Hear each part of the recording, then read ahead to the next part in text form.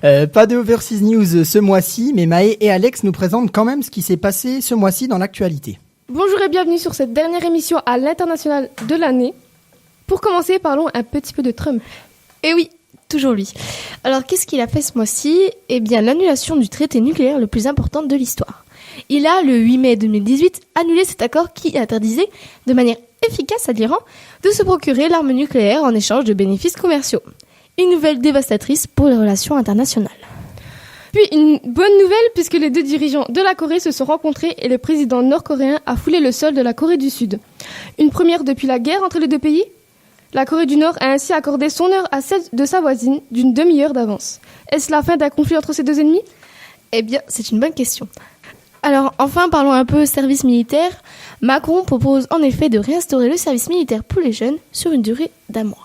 Et justement, on va rebondir sur ce fameux service militaire qui suscite bien des interrogations. Sera-t-il mis en place ? Quand ? Sous quelle forme ? Cette chronique vous permet d'en savoir plus. C'est donc une réforme qui vous concerne directement, le rétablissement du service national. C'était une promesse de campagne d'Emmanuel Macron. Avant son élection, l'année dernière, il avait été très ferme à ce sujet dans ses discours de campagne. Je souhaite donc que chaque jeune Français ait l'occasion d'une expérience, même brève, de la vie militaire. Un service national de durée courte, obligatoire et universel sera donc instauré. Il y a 3 mois, le président avait confirmé une nouvelle fois cette intention et cette détermination dans son discours de vœux aux armées en janvier dernier. Je veux ici rassurer chacun, il sera mené à son terme, il entrera à bon port.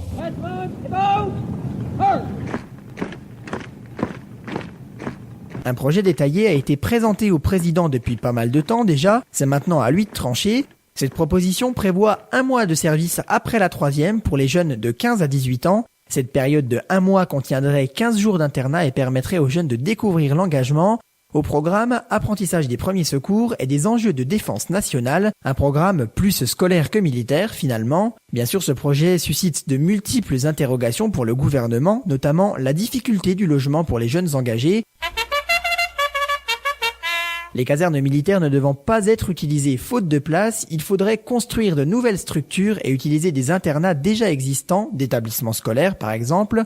Autre problème, l'obligation d'une révision de la Constitution qui, actuellement, n'autorise pas le gouvernement à imposer une obligation de séjour de plus d'1 mois, des problèmes auxquels il va falloir réfléchir. Du côté des jeunes, la question divise plutôt sur l'utilité de ce service. Je pense que c'est une perte de temps et d'argent pour l'État et que c'est pas super intéressant pour nous, je vois pas l'intérêt d'y aller. Non mais ça peut être intéressant, mais voilà, pour les grandes vacances, c'est relou.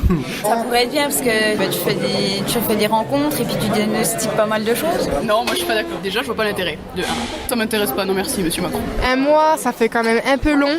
Peut-être plus 2 semaines, parce qu'après personne voudra le faire et ça va faire des révoltes. Que 2 semaines, ça va quoi. Moi, je serais pour, ça a l'air bien. Enfin, je trouve que c'est sympa de savoir faire les gestes de premier secours.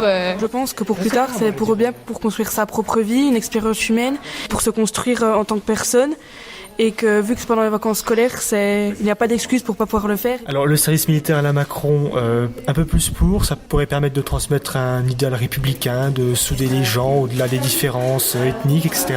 Je pense que c'est un truc qui peut être très intéressant pour les jeunes, les gestes de premier secours par exemple, c'est très intéressant. Après il y a d'autres trucs qui sont discutables. Du côté des anciens, la question divise bien plus qu'on ne le croit. Les jeunes, ça leur fait pas de mal, hein. Ça pourrait leur rendre service. Hein. Il n'aurait jamais dû être enlevé, ce service militaire.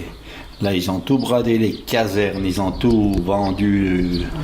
Et puis maintenant, s'ils leur mettent en route, ils vont les envoyer où, ces jeunes ? C'est un truc dans la vie, ça apprend aussi bien la vie avec les autres, c'est bien, moi je trouve que c'est bien. À mon idée, c'est pas longtemps, c'est manger des sous pour pas longtemps. Hein. Et longtemps, ça fait pas grand chose non plus. Et ils appelaient un peu de discipline, mais c'est comme le reste, ceux-là qui veulent. C'était pas pour moi. J'étais obligé d'y aller, autrement j'avais pas été. C'est chiant, tiens. Ça prend pas à travailler. Hein. Moi personnellement, je serais pour. Hein. En ce qui me concerne, j'ai fait 1 an. Je n'ai pas trouvé ça trop long. En plus, apprendre les premiers secours, c'est très bien. Tout le monde devrait avoir cette formation à l'école, je pense. Donc je trouve que c'est bien, en l'adaptant au goût du jour. Ouais. Je pense que si on avait assez d'internats, ce qui semble ne pas être le cas. L'idée serait très bonne. Pour moi, c'était nul, peut-être comme pour les jeunes, je sais pas. Une année d'ennui, une année privée de revenus quasiment, une année, supporter des ordres et des contre-ordres incessants. D'accord. Et une année dont on voyait pas du tout l'utilité. Et si c'est pour apprendre quelque chose, pourquoi pas? Moi, en un an, j'ai rien appris.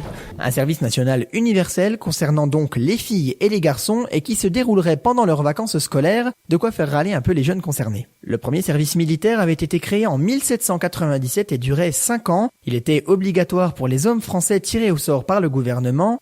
Modifié en 1970, il devient le service militaire qu'a connu vos parents jusqu'en 1997. Jacques Chirac y met un terme, souhaitant des soldats plus professionnels et qualifiés.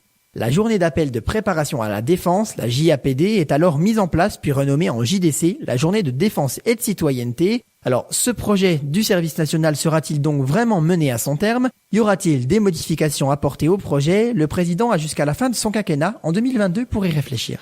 Voilà donc un projet qui ne sera pas forcément réalisé dans l'immédiat, mais qui reste quand même dans un coin de la tête de notre président.